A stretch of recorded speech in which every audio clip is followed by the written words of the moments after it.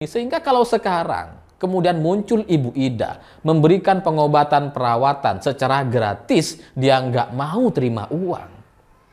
Itu adalah satu gerak semesta, sebuah narasi yang coba disampaikan kepada kita semua untuk kembali membuka mata dan mengingat bahwa ada banyak pengobatan alternatif di Indonesia dan itu benar-benar menyembuhkan. Itu faktanya gitu.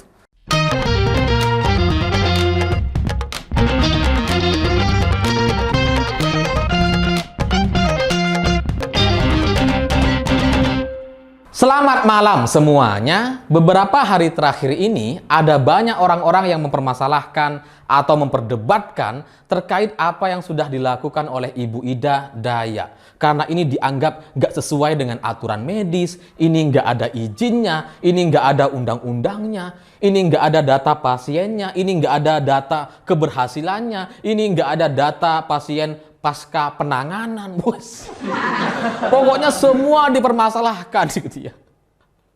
Padahal sebenarnya Ibu Ida Dayak ini sudah melakukan pengobatan tradisional itu sejak beberapa tahun yang lalu. Seingat saya, pertama kali dia muncul di YouTube atau di Facebook gitu ya.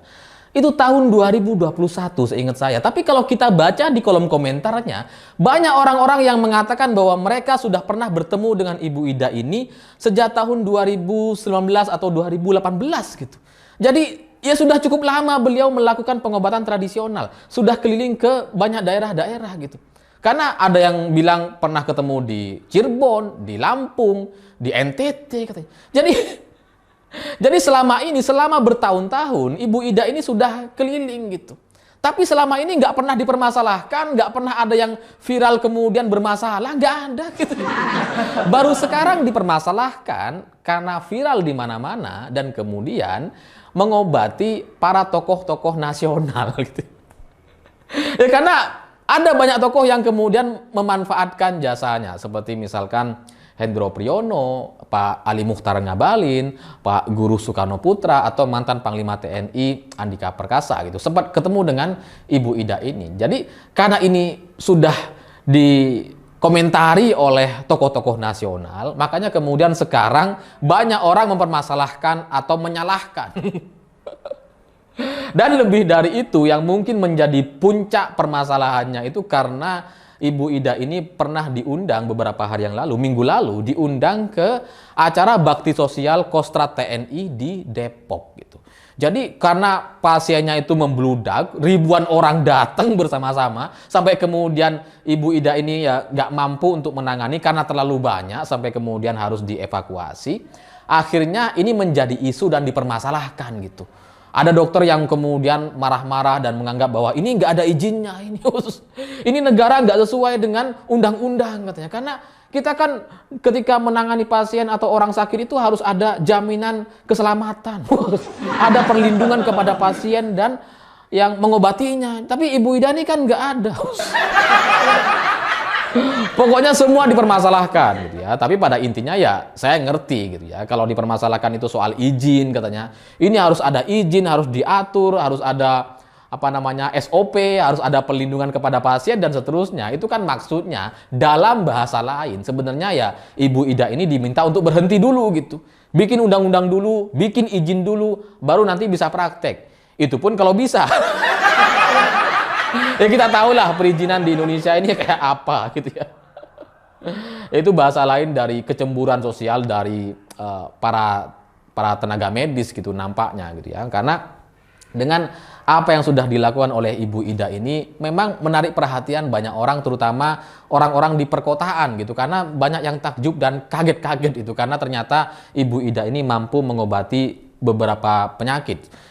Misalkan seperti orang yang jatuh, patah tulang, yang memang cacat sejak lahir dan sebagainya. Jadi apa yang sudah dilakukan oleh Ibu Ida ini sebenarnya sudah dia lakukan selama bertahun-tahun. Dan nggak ada masalah gitu. Baru sekarang dipermasalahkan karena viral di mana-mana. Kalau soal urusan pasien yang katanya nggak sembuh dan sebagainya gitu ya. Ya sejauh ini itu nggak ada testimoni yang nggak sembuh. Gitu ya. Sejauh ini gitu ya. Karena menurut pengalaman Ali Muchtar Ngabalin gitu ya. Ibu Ida ini mau melakukan pengobatan kalau dia yakin bisa. Tapi kalau ada penyakit yang dia nggak bisa tangani, dia bilang nggak bisa. Dia nggak mau terima gitu. Jadi cara dia mengobati itu berbeda dengan SOP-nya rumah sakit atau ilmu kedokteran gitu. Ya kalau rumah sakit kan harus nerima semua penyakit gitu kan. Mau sakit apapun harus diterima. Kena santet pun ke rumah sakit diterima gitu kan. Dikasih obat gitu kan. Soal manjur atau enggak terserah nanti, yang penting terima dulu gitu kan. Jadi secara aturan memang berbeda dengan rumah sakit atau pihak tenaga medis gitu. Sehingga ya kalau ini dipermasalahkan bahwa ini nggak ada uji keberhasilannya dan sebagainya, ini nggak ada perlindungan kepada pasien gitu ya. Ya terbukti sebenarnya selama bertahun-tahun ini nggak ada masalah tuh. Nggak ada pasien yang komplain misalkan gitu. Dan kalau pihak kedokteran atau medis merasa bahwa mereka itu yang paling benar sendiri gitu ya, bahwa orang sakit itu harus ke rumah sakit atau ke dokter, bagi saya itu juga kurang pas gitu. Kalau mereka merasa bahwa mereka punya perlindungan pasien, mereka menjamin keselamatan pasien dan seterusnya, itu juga nggak selalu terjadi kok. Dokter-dokter yang punya izin, rumah sakit yang punya izin, ya banyak juga yang salah melakukan penanganan atau salah diagnosa. Ada banyak gitu ya. Ada orang yang, ya ini mohon maaf gitu ya, ada juga cerita ini real gitu ya, di mana ada pasien yang seharusnya dioperasi itu kaki kanan, tapi kemudian dioperasi kaki kiri. Salah operasi gitu. Ini fatal sekali gitu. Jadi apakah itu kemudian menjadi bagian dari jaminan kepada pasien bahwa dokter nggak akan melakukan kesalahan? Ya nggak juga gitu. Enggak juga gitu. Jadi klaim soal dokter bahwa dari logika medis itu yang paling benar dan sebagainya itu juga salah gitu. Dan bahkan mohon maaf gitu ya, sebenarnya ada juga dokter-dokter yang sengaja menyalahkan diri kayaknya gitu ya, yang terutama ini soal di sektor kehamilan gitu. Ya nggak tahu kalau di daerah kalian seperti apa, tapi di daerah saya gitu ya, orang kalau ada orang hamil gitu ya, kita tuh bisa tahu nih, ada beberapa dokter, ada 3 dokter gitu ya. Kalau ke dokter yang A, ini pasti operasi nih. Jadi nggak ada yang normal kalau ke dia gitu. Pasti disarankan operasi. Bahkan ada tetangga saya yang niatnya itu untuk kontrol aja gitu ya. Tapi kemudian langsung diberikan surat rekomendasi untuk segera dioperasi. Padahal niatnya mau kontrol aja itu sebenarnya gitu ya. Ya tapi ada juga dokter yang benar-benar ingin melakukan tindakan-tindakan operasi itu kalau sudah darurat. Ada juga di tempat saya gitu ya. Jadi ada tuh dokter yang memang menurut saya itu baik, dokter ini gitu ya. Jadi dia itu nggak mau melakukan operasi kalau nggak terpaksa. Jadi semua pasiennya itu diupayakan untuk bisa normal. Termasuk pengalaman saya juga dengan istri juga seperti itu gitu ya. Jadi kami masuk jam 5 sore, jam 12 malam belum keluar gitu ya, masih diinduksi gitu ya, dan sudah cukup lemes gitu ya. Itu dokter tetap menyarankan bahwa ini bisa dilakukan secara normal. Dan akhirnya benar-benar normal gitu. Nah, setelah selesai, dokter ini bilang bahwa Tuhan itu sudah menyediakan jalurnya gitu ya. Ya sudah kita upayakan, kalau memang ada sesuatu yang mendesak atau darurat, baru kita lakukan operasi. Tapi di luar itu, di luar dokter yang satu ini gitu ya, yang lain-lain itu ya maunya operasi. Supaya apa? Ya, supaya ada kerjaan. Ya karena kalau operasi itu mahal gitu. Jadi ya nggak menjamin izin soal undang-undang kesehatan dan sebagainya, itu nggak menjamin para dokter itu melakukan tindakan diagnosa yang sesuai gitu. Karena tetap aja ada kepentingan pribadi yang kadang-kadang kita juga nggak ngerti gitu. Ya kalau masyarakat awam gitu ya, misalkan, wah ini operasi gitu kan kita nggak bisa debat, karena kita nggak tahu gitu kan. Yang tahu betul kan orang-orang medis atau orang-orang yang benar-benar sama-sama belajar ilmu kedokteran gitu kan. Ya tapi ada juga kok yang dokter nakal, ada juga orang yang salah diagnosa, ada juga orang yang salah penanganan, ada banyak gitu. Jadi nggak bisa kemudian apa yang dilakukan oleh Ibu Ida ini disalah-salahkan seolah ini nggak boleh dilakukan gitu. Padahal dokter sendiri dengan izin dan sebagainya, ya juga pernah melakukan kesalahan-kesalahan. Jadi kalau Ibu Ida melakukan pengobatan seperti sekarang gitu ya, bahkan dia lakukan itu secara gratis gitu ya, bagi saya ini adalah satu gerak semesta Nusantara gitu ya, untuk membuka mata kita dan menyadarkan kita semua bahwa ada ilmu lain, ada pengobatan lain di luar ilmu medis dan jurnal-jurnal Scopus atau penelitian-penelitian para dokter itu. Ada banyak gitu. Ya karena selama 2 tahun terakhir, selama 3 tahun lah, selama pandemi di Indonesia itu gitu ya, itu kan kita disalah-salahkan kalau mencari pengobatan alternatif. Kita dianggap nggak berkompeten, ini salah. Pokoknya kalau nggak medis, nggak rumah sakit itu pasti salah gitu kan. Semua yang bukan dokter itu disuruh diem, nggak boleh bicara soal pandemi gitu kan. Jadi semua pengobatan tradisional selama masa pandemi itu kayak dipaksa dihentikan gitu.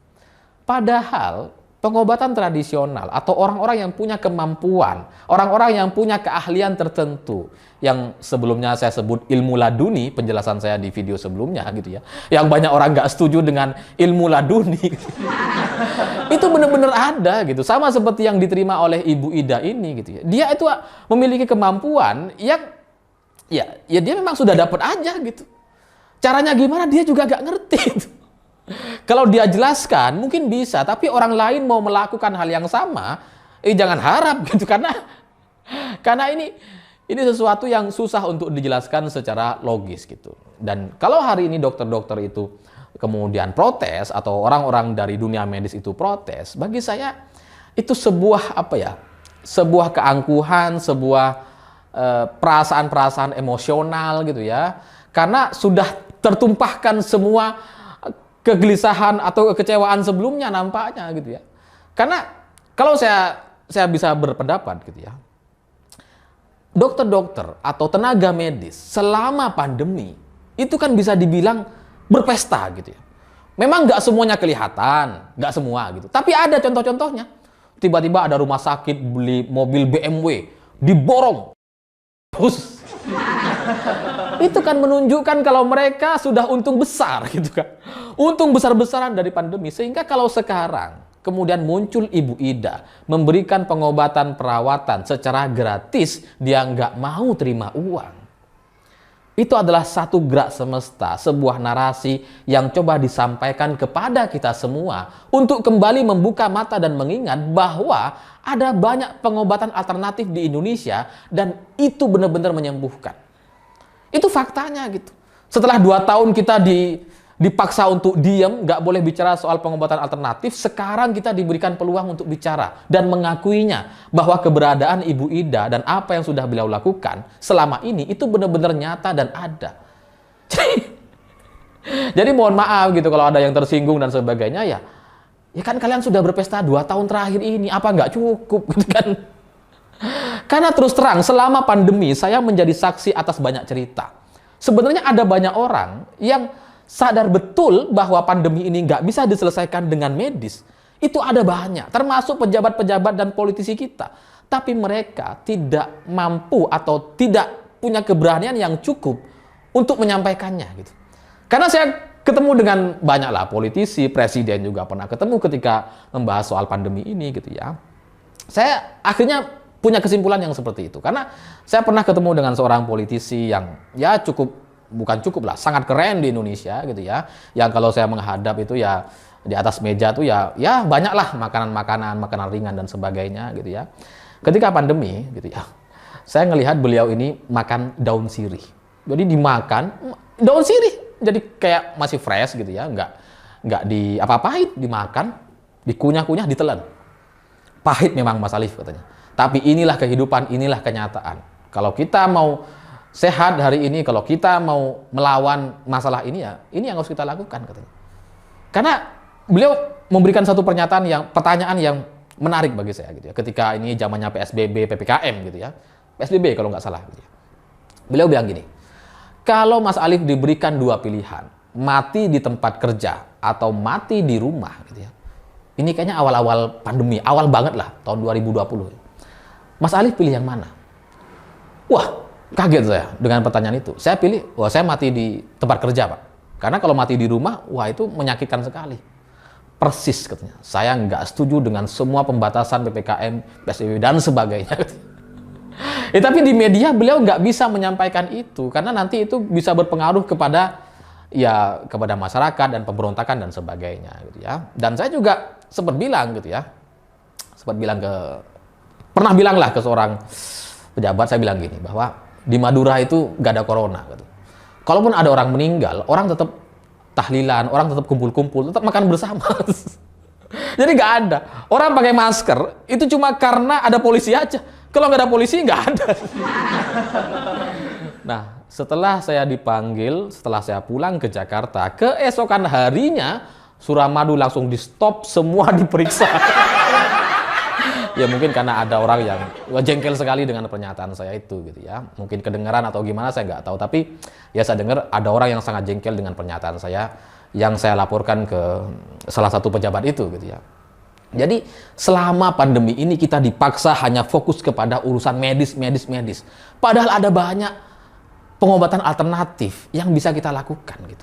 Yang bisa kita terapkan. Ada terlalu banyak gitu. Sementara selama pandemi kita dipaksa untuk keluar uang habis-habisan, beli masker aja mahal gitu kan, sanitizer, ya obat-obatan, wah semuanya mahal sekali gitu ya ketika pandemi gitu kan. Bahkan susu beruang pun naik harganya gitu ya. Kita dipaksa untuk mengeluarkan uang banyak ketika pandemi. Tapi sekarang di tengah kondisi yang sudah mulai membaik gitu ya, tiba-tiba muncul Ibu Ida dan dia memberikan pengobatan gratis. Bagi saya ini adalah sebuah pesan dari semesta agar kita tidak melupakan pengobatan alternatif atau pengobatan tradisional yang ada di negara kita, karena itu memang ada untuk kita gitu. Ya, memang mungkin nggak semua orang bisa bicara seperti ini gitu ya.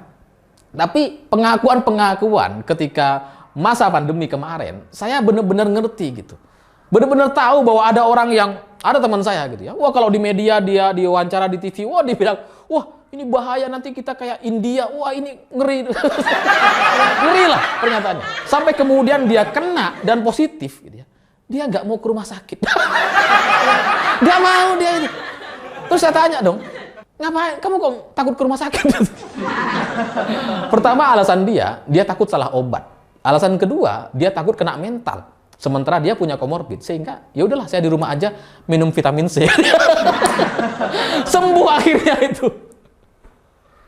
Jadi ada banyak sebenarnya orang yang nggak setuju dengan aturan-aturan PPKM, PSBB, vaksin-vaksinan itu, tapi tidak mampu untuk menyampaikan secara terbuka. Nah sekarang lewat Ibu Ida Daya ini gitu ya, kita bisa melihat bahwa keberadaan pengobatan tradisional atau pengobatan alternatif itu harus kita akui keberadaannya gitu.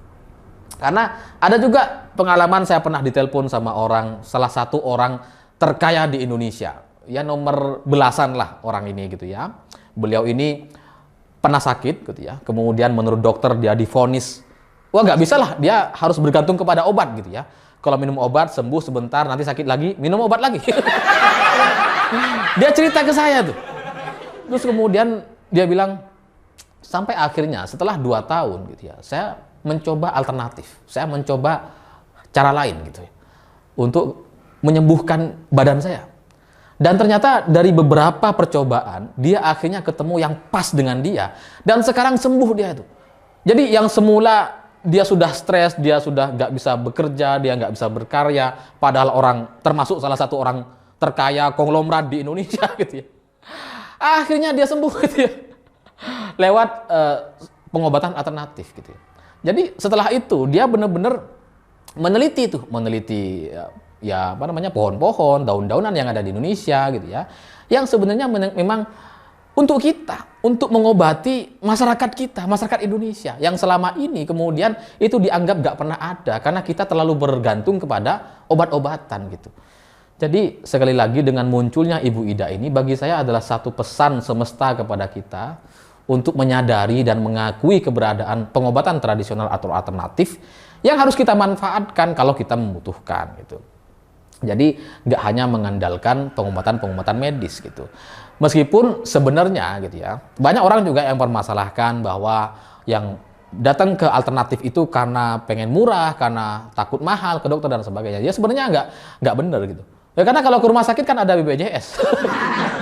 Yang ke alternatif itu karena memang sudah nggak mampu di rumah sakit gitu. Orang seperti Hendro Priyono, Ali Muchtar Ngabalin, Guru Soekarno Putra gitu ya. Dia mau diobati oleh Ibu Ida, itu pasti bukan karena masalah uang. Kalau soal uang medis pasti sudah pernah dia coba bertahun-tahun yang lalu pasti.